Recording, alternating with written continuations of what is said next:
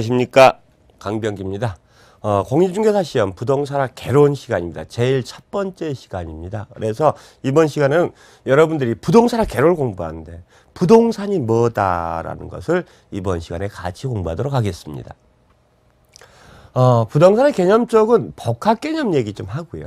그 다음에 협의의 부동산, 광의의 부동산, 여러분 책에 나온 거 있죠? 이것들 하나씩 하겠습니다. 원래 부동산학 개론이다라고 하는 것은 제가 소개 시간에도 얘기했습니다. 부동산학에 대한 개론이다라고 하는데, 부동산을 다루는 학문이 부동산학입니다.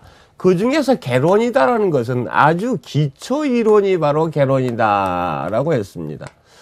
부동산학이 뭐다라는 것 자체는 여러분들 뒤쪽에, 우리 경력교과서 뒤쪽에 부동산학이 뭐고 어떤 원리가 있고 하는 얘기들은 공인중개사 시험에 잘 안 나옵니다. 가끔 한 번씩 나오기 때문에 책 뒤에 부록같이 붙여놨는데요.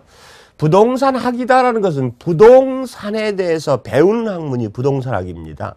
근데 부동산학은요, 부동산에 대해서 배우는 게 아니라 실제로 인간이 뭐에 대해서 부동산에 대한 여러 가지 활동을 합니다.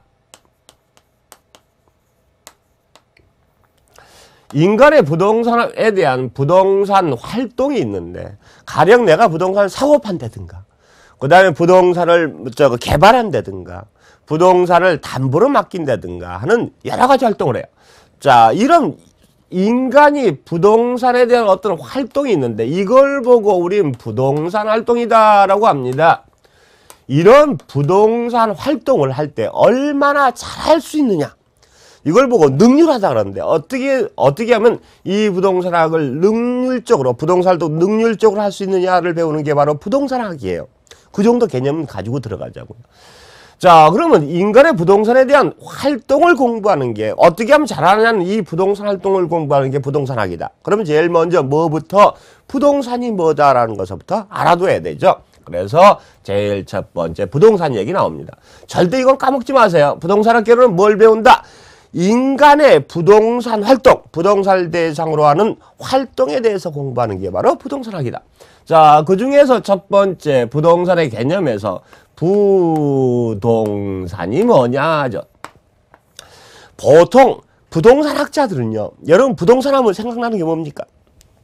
어떤 사람들은 토지를 생각하고, 어떤 사람들은 건물을 생각하고, 어떤 사람은 집을 생각하고, 여러 가지 생각을 합니다.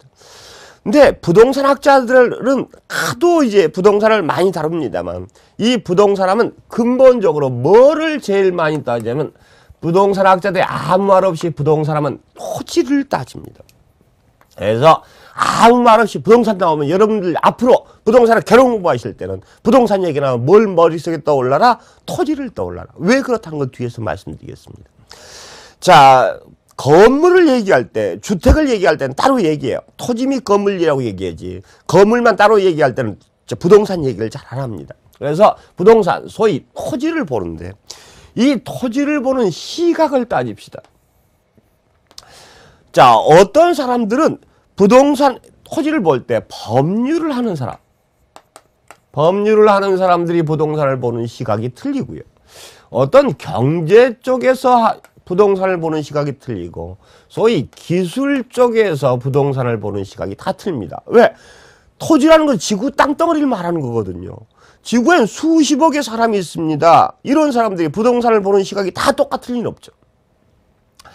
어떤 법률적인 측면에서 부동산을 보는 사람들은 법이다라는 것은 뭐라고 얘기했냐면 어떤 판단의 기준입니다. 민법에서 그런 걸 제일 먼저 배울 텐데, 그러다 보니까 법률적으로는요, 부동산을 보는 시각이 다 고정이 되어 있습니다. 뭐라고 고정되어 있냐면 법제도라고 하는데, 법이죠. 우리나라 민법에 보면 뭐라고 하냐면 토지 및 그 정착물이다라고 민법 제99조 제1항에서, 민법 99조 제1항에서 딱 정의를 하고 있습니다. 그래서 우리나라에서는, 자, 부동산 하면은 이 토지 및 그 정착물이다라는 것을 머릿속에 넣습니다. 이건 민법에서 여러분들 어차피 외울 거예요. 자, 근데 경제적인 측면에서는 이런 정의가 따로 없어요. 경제적인 측면에서 부동산을 봅시다. 부동산은 우리가 여러분들이 경제학에서 그런 거 배웠을 겁니다. 생산의 3요소. 생산의 3요소가 뭐였죠? 토지, 노동, 자본이었죠. 그런 생산 요소로 일부다라고 배우기도 합니다. 자, 그 다음에 또 어떻게 배우는 사람이냐? 부동산 사고 팔죠. 어떤 경제적 가치가 있죠. 경제적 가치가 있는 것을 보고 뭐라고 합니까? 자산이다라고 얘기하죠. 그 다음에 내가 무슨 사업을 하려면 반드시 기본적으로 어떤 돈이 있어야 돼. 그걸 보고 자본이라고 하죠. 근데 모든 사업을 하려면 당연히 토지라는 공간이 있어야 됩니다. 그러니까 어떤 사람들은 자본이다라고 얘기합니다. 근데 또 부동산 사고 팔죠. 뭐처럼? 상품처럼 사고 팔죠. 그러니까 어떤 사람들은 부동산을 보고 뭐라고 한다? 소비재다.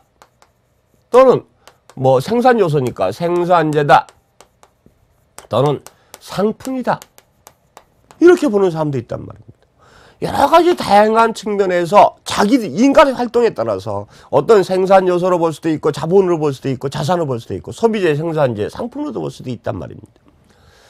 자, 기술적인 측면이라는 것은 우리 이제 물리적인 측면을 보통 얘기합니다. 이런 물리적인 측면에서 부동산을 봅시다. 부동산은 사람이 만든 게 아니죠. 자, 토지라는 건 자연 상태 그대로입니다. 어떤 사람들은 자연이다.